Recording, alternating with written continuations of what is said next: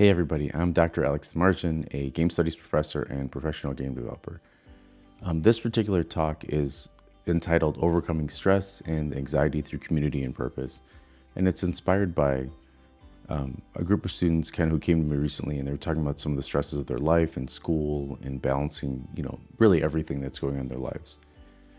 And one particular student felt like they were behind, right, in their age group related to their work. And the truth is, I'm not trying to out one particular student who had come to me for advice, because this was like the fifth student of the semester that actually came to me and was talking about these stresses and anxiety, and that they had started school a little bit later in life. But the funny thing is, this particular student's age is younger than when I started teaching, or younger than when I had gotten into the game industry myself. I got into the game industry, believe it or not, professionally at 27 years old. And not just that, I had started teaching way older than when the student was born. So it's like life is kind of relevant when it comes to that, when we think about our age and things like that. Again, I had similar stresses too. I didn't think I was ever going to get a job. I didn't think I was ever going to, get into this quote unquote golden egg of an industry. So anyway, if you are feeling overwhelmed by this stress and anxiety, you're not alone. Whether you're students juggling classes, assignments, family pressures, or relationships, or you're an adult balancing work, parenting, bills, and taxes, life has a way of piling up tasks until it feels like it's too much. And the other day, I was very much feeling this way too. But I want to remind you of something important.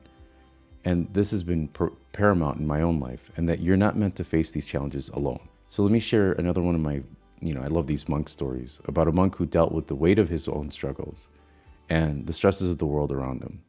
Okay, so there once was a monk known far and wide for his wisdom. People from all walks of life came to him with their problems. Families torn apart, wars ravaging the land, and personal tragedies too heavy to bear. Sounds a lot like what's going on in our lives. On top of this, the monk had his own responsibilities, tending to his monastery, caring for the poor, and leading prayers for his community. One day, a young person approached him and said, "Father, how do you carry the weight of all of these burdens? The problems of the world, the struggles of others, and your own responsibilities. It's too much for one person to handle." Sometimes as a teacher, I feel like this monk.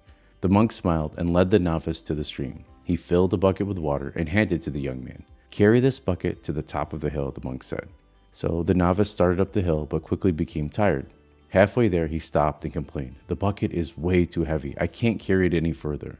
The monk replied, "Then set it down for a moment and rest." So the novice did as he was told. After a few minutes, the monk said, "Now pick it up again and keep going." The novice carried the bucket a little further before stopping again. Frustrated, he asked, "How does this help me in any way to understand the burdens of the world?" So the monk explained, "Life is like this bucket. It can feel impossibly heavy at times, but if you set it down when you need to and ask for help, when you can't go on alone, you'll always find a way forward.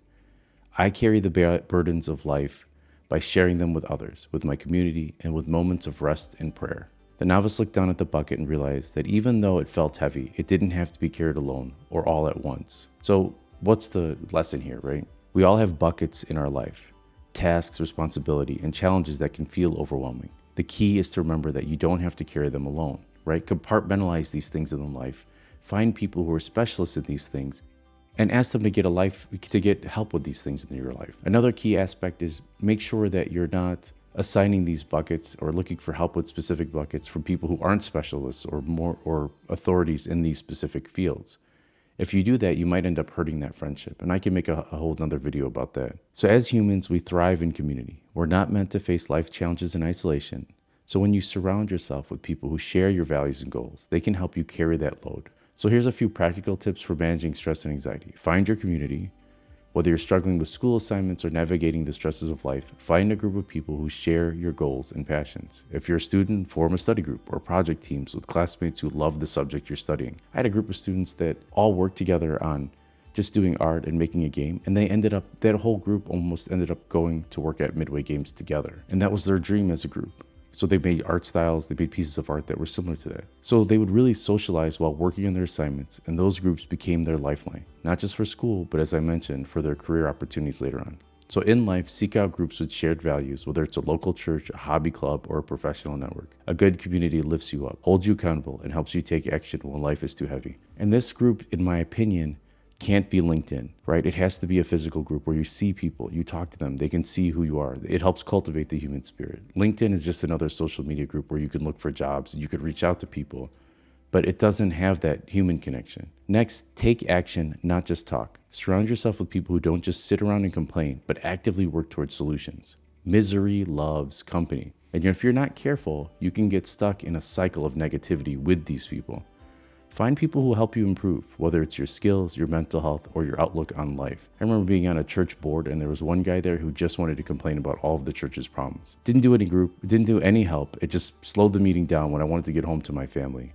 It really was just a big waste of time. So after a day of all of this, you also have to remember that you need to rest and reflect. Like the monk in the story, don't be afraid to set the bucket down when it feels too heavy. Take breaks, breathe, and remind yourself that rest isn't weakness, it's necessary for strength. So don't feel too guilty if you've spent a long day working and you need to just go for a drive and think. I do sometimes, and my wife is amazing. And she'll be like, yeah, take the car, go to Panera and just get, a cup of coffee. And then I come back and I'm even more energized and I can't wait to play with my kids, tackle my work for the day, or just spend time with my beautiful family. So here are my final thoughts. Life doesn't get easier as you grow older, but you do get a lot stronger, a lot wiser, and just you see more love in other people. And that strength doesn't come from doing everything alone. It comes from building a network of support, finding balance, and being part of a community that shares your journey. Whatever you're facing, whether it's finishing a huge game project, managing schools, or balancing family and work, remember that you're not alone. Find your people, lean on them, and let them lean on you. Together, you can carry any burden, climb any hill, and create something amazing. Thanks for taking my class, or thanks for watching this video. I hope this was somewhat helpful. If not, that's okay too. If you need help with your game work or whatever, please don't hesitate to reach out to me. Take care, and I look forward to seeing you in class or in person.